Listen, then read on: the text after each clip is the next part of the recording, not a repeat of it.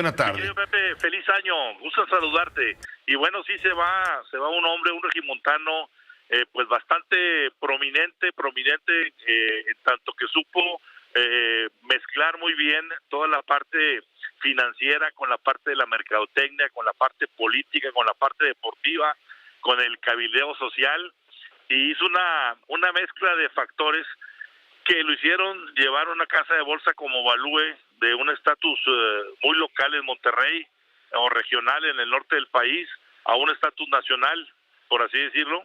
Y bueno, básicamente eran sus habilidades que se vinieron dando, Pepe, desde que él era el brazo derecho de Jorge Lankenau en aquella famosa casa de bolsa Abaco, que la dirigía precisamente Carlos Bremer, y que básicamente aquella casa de bolsa tuvo sus problemas en su tiempo y se vio dificultada, tuvo que prácticamente cambiar de manos, cerrar, etcétera, y Carlos salió a tiempo antes de que estallara aquella bomba de entonces y fundó Value con otros inversionistas regimontanos y nacionales. Como tú bien lo señalaste ahorita, él tuvo una habilidad, la habilidad primero de la mercadotecnia, de estar en el lugar que tenía que estar y jugársela. ¿Jugársela en qué sentido? Pues hacía apuestas grandes, no únicamente en Las Vegas, donde era reconocido jugador, sino apostaba fuerte en las inversiones, apostaba fuerte en apoyar lo mismo políticos como Bill Clinton en el terreno nacional. Ahorita pues lo veías jugando lo mismo con Claudia Sheinbaum. Hoy se ha dado a conocer más información sobre el caso en la conferencia matutina del presidente López Obrador. La secretaria de Seguridad Pública y Ciudadana, Rosaela Rodríguez Velázquez, creo que mencionó 3 cosas, Pepe, que hay que destacar. Una, parte de los migrantes sí pagaron el rescate al crimen organizado. Esto es relevante porque no se había dado a conocer esta información, pero hoy la secretaria no mencionó cuántos casos de estos 32, cuántas personas pagaron el rescate. Precisamente, Carlos, tenemos esa parte donde la secretaria de Seguridad y Protección Ciudadana del Gobierno Federal, Rosa Isela Rodríguez, confirma esto que ya habías tú mencionado y otros informantes también desde ayer mismo lo estábamos comentando en este espacio. Así lo dijo hoy Rosa Isela Rodríguez en el marco de la mañanera, lo cual le da ya un carácter de confirmación oficial. Y durante la madrugada del 31 de diciembre, los secuestradores llamaron a las familias de las víctimas con el propósito de solicitarles dinero. En algunos casos tenemos la información de que sí se concretó el depósito de una parte del recurso exigido. Decir que desde el primer momento el gobierno federal estableció comunicación con las autoridades estatales a fin de coadyuvar en la búsqueda y rescate de las víctimas. Las instituciones de seguridad actuaron de manera inmediata. Fue lo que dijo, entre otras cosas importantes, Rosa Isela Rodríguez. Carlos. Así es.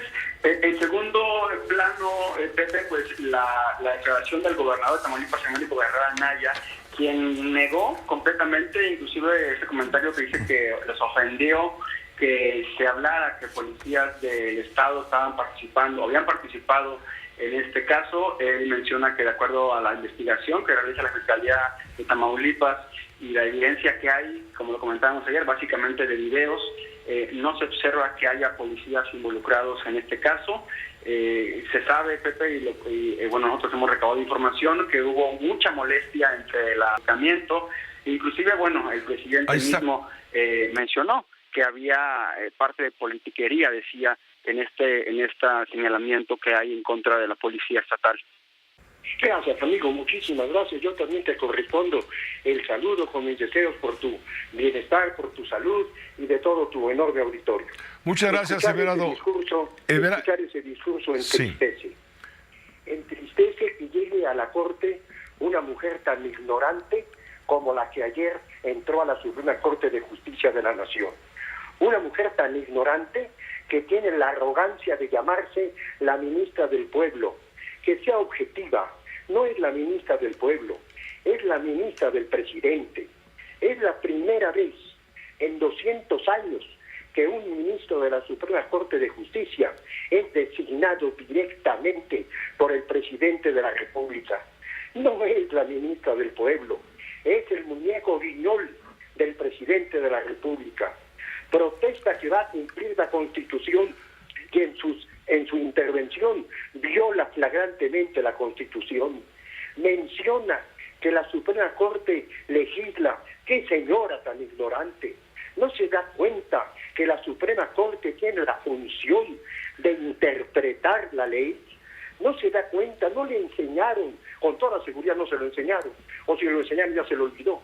No le enseñaron en sus clases de Derecho que cursó en la Universidad Humanitas que hay un principio, la ley dice lo que la Corte dice que dice, esto es, la función de la Suprema Corte de Justicia es interpretar la ley, no es de ninguna manera legislar.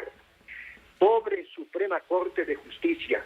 Este gobierno no solamente destruye muchas cosas, sino también está pretendiendo destruir una institución tan respetable como lo es la Suprema Corte de Justicia de la Nación. Dice que los ministros deben de reducirse el sueldo. ¿No conoce ella que existe un artículo en la Constitución que textualmente señala que los integrantes del Poder Judicial no pueden reducir su salario? Entra a una sala, a la segunda sala, como tú lo has dicho, y algo va a aprender, pero cuánta ignorancia va a tener que soportar los verdaderos juristas como Luis María Aguilar, como Alberto Pérez Dayán, como Javier Lainez, que forman parte de esa sala, como Yasmín Esquivel, que tiene una carrera judicial importante. Sí, Pepe, yo quisiera, después de saludar al auditorio, a la audiencia, al público, desearles buen año y que los reyes les traigan algo mejor que el caballito que llegó a la Suprema Corte de Justicia. Pero antes de lo del asunto troyano, yo me quiero referir al origen de todo esto. Todo lo que ha ocurrido, incluyendo esta designación y esta primera intervención de la ministra, empezó en diciembre de 2018.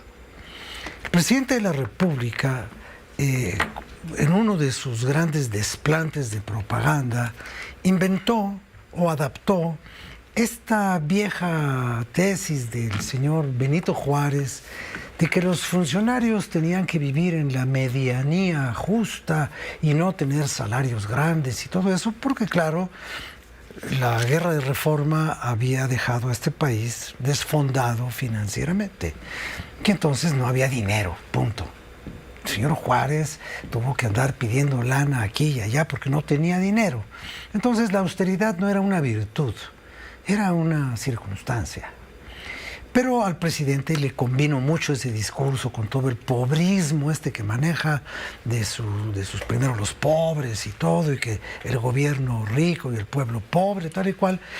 Y los ministros desde el principio le hicieron ver de que no se puede jugar con las percepciones de los funcionarios y de los servidores públicos. Y de ahí les agarró el pleito abierto. Yo recuerdo que en ese diciembre de 2018 les dijo que no eran merecedores de tener a Benito Juárez ahí en el salón de plenos de la Suprema Corte de Justicia.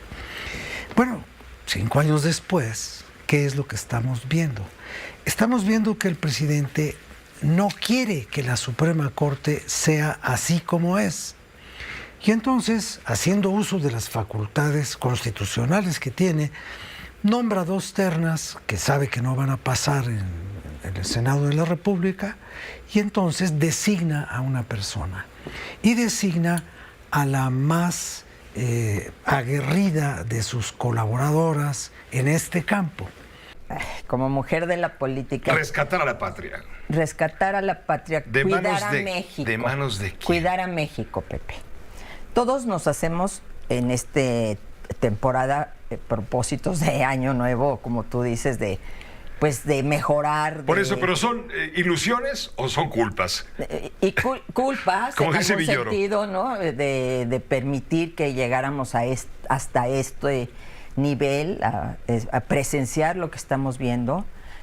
Y lo que comentabas hace un rato con Rafa Cardona, este insulto a la Corte y todo lo que está pasando con nuestras instituciones. Entonces yo creo que nos debemos hacer un propósito colectivo, independientemente de filias y fobias políticas. El propósito colectivo tiene que ser cuidar a México. ¿Cómo tenemos que cuidar a México? Cuidando sus instituciones, cuidando su democracia, cuidando el que verdaderamente impere un Estado de Derecho. No estás queriendo decir no voten por Morena. No estás queriendo decir voten por... Por Xochitl. No. ¿Qué estás queriendo decir entonces? Estoy queriendo decir que entre todos y todas los mexicanos tenemos que cuidar a nuestra patria.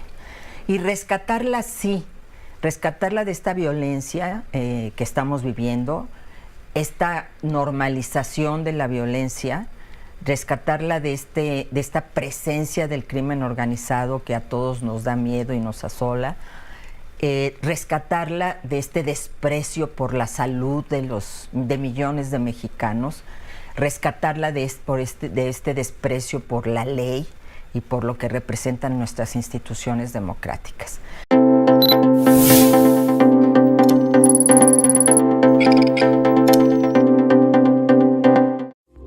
Esta fue una producción de Grupo Fórmula. Encuentra más contenido como este en radioformula.mx.